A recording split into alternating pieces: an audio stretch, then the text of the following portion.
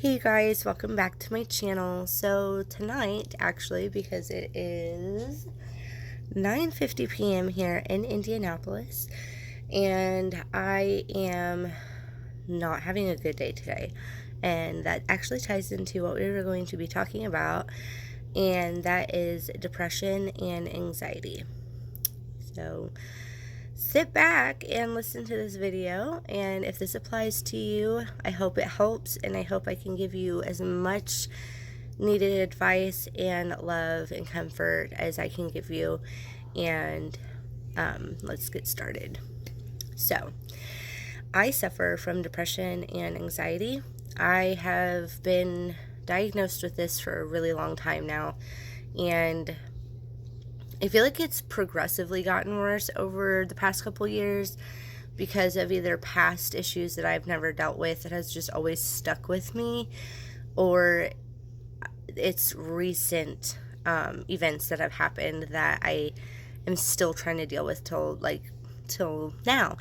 And as you can see, I do not look my best today. My hair is just a mess. I have no makeup on. But A, it's like late at night, and B, I am a stay-at-home mom, and the last thing I want to do is put makeup on my face just so that I can cry it off, or just sweat it off because it gets really hot here, especially now, and you know how that goes if you're a mom. But anyways, aside from that, excuse my face and look today, but depression is something that I feel like people don't really talk about, and I am a very, not loud, but I'm an open book. I will let people in and read me and know who I am. Sometimes I'll shelter myself depending on what it is that people are trying to pry out of me. But other than that, I mean, it's not hard to read who I am and how I am as a person. But with depression, I feel like it's made my emotions fluctuate on a level that I just cannot control. I have a hard time letting things go. I always underestimate myself or the situation that I might be in. I always think of the would've, could've, should've, the what ifs. I never think of the positive aspects of a situation. I always think of the negative. And I could be happy one minute and then sad the next. And a lot of people think that that's considered bipolar. And I mean, I guess if a doctor diagnosed you as bipolar, but I have not been diagnosed bipolar. It is definitely depression. And your emotions can definitely tie into all of that. Right now, I'm currently taking 3 medications. I'm not going to name them just because, confidentiality, but I am taking 3 medications. 1 is for depression and 2 is for anxiety. And I have, I take 3, but I have to take them quite a bit during the day, if that makes sense. But it's supposed to help your serotonin levels in your brain. It's supposed to help balance everything as far as like your emotions and stuff. And I will say, as far as the medication goes, it has helped.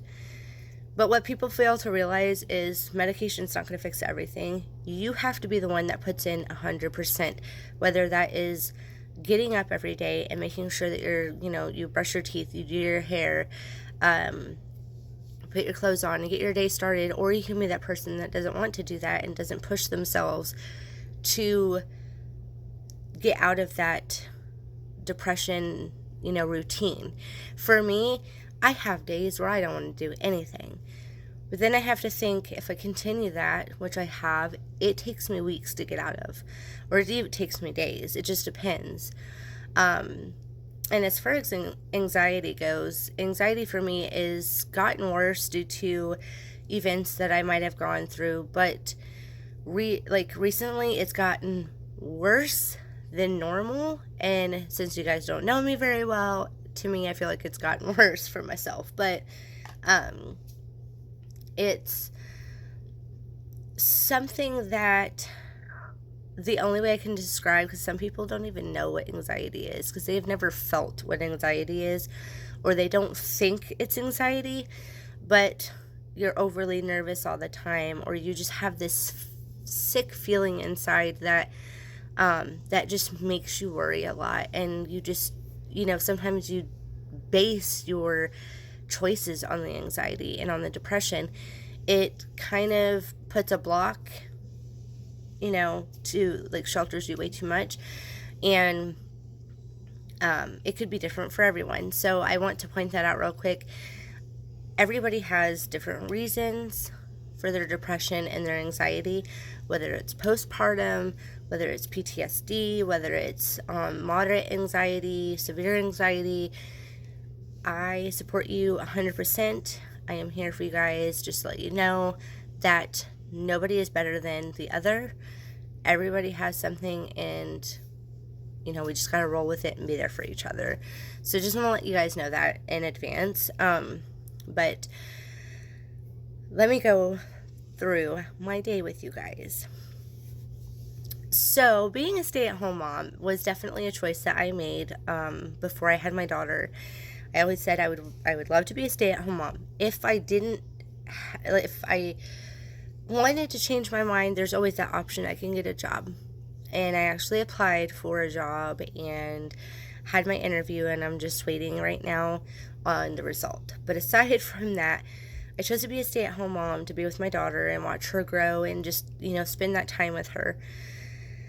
Her attitude has changed tremendously. Terrible threes, nobody preps you for that. It is like terrible threes times 1,000.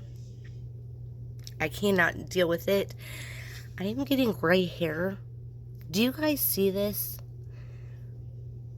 Okay, I am 26. I should not be having gray hair. Please. No. Mm-mm. And I love her to death.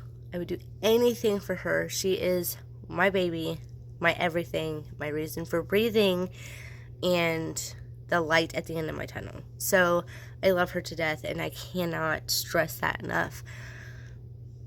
But then you have those days where you're just like, can somebody please fucking help me? Because I just can't take it anymore with the attitude or with the constant anxiety that I get as soon as I wake up. Straight anxiety, because I know how my day is going to be. Now somebody tell me, how in the hell am I supposed to deal with that when I already wake up with just pure anxiety, because my day is just going to be consistent of yelling, screaming, whooping her ass, putting her in timeout, which I do not whoop her ass, just FYI.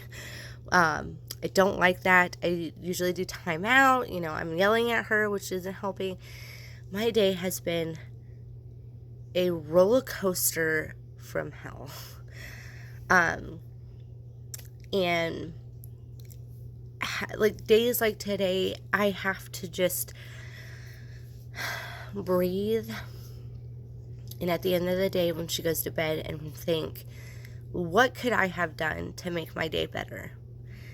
To make our day better? Because not only are you dealing with something, it affects everyone around you.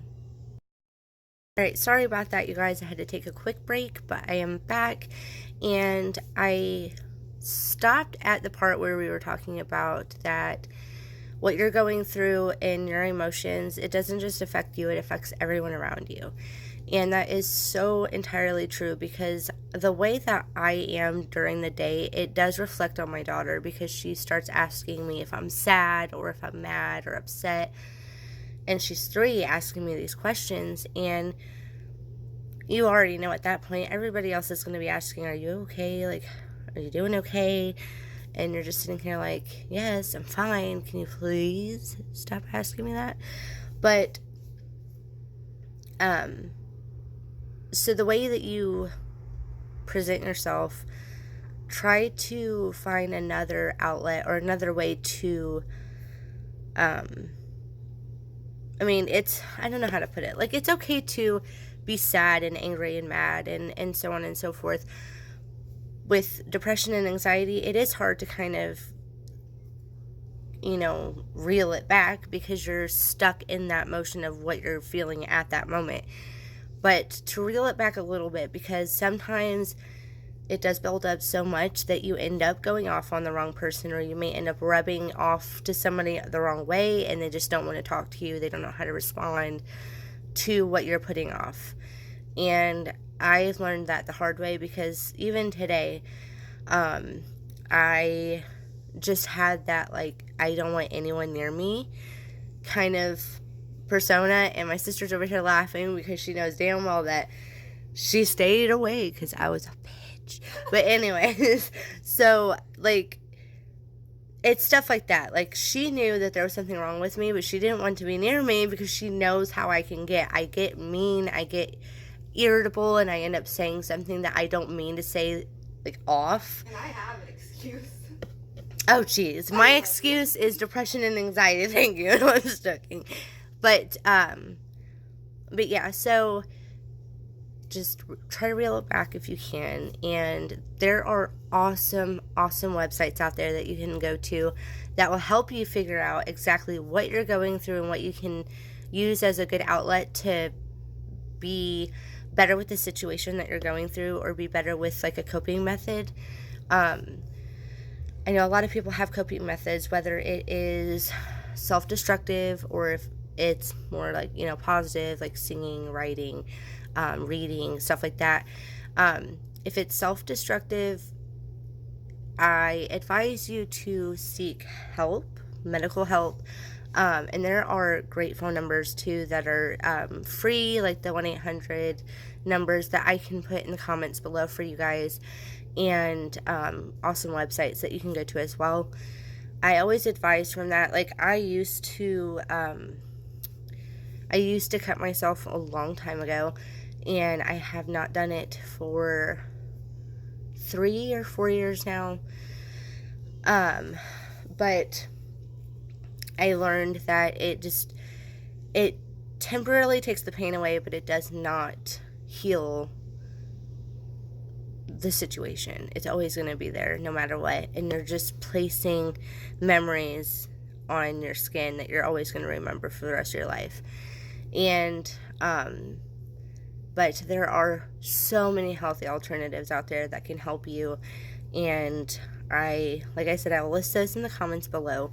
But let me know what you guys think of this video, and what you are going through, and if you have any positive reinforcement, like ideas for coping and or websites, therapists in your area, so on and so forth, anything that could help anyone that's been watching this. But with that said, I love you guys. Thank you for watching. Please follow, subscribe, share, all that good stuff. And more videos to come. Much love. Thanks. Bye, guys.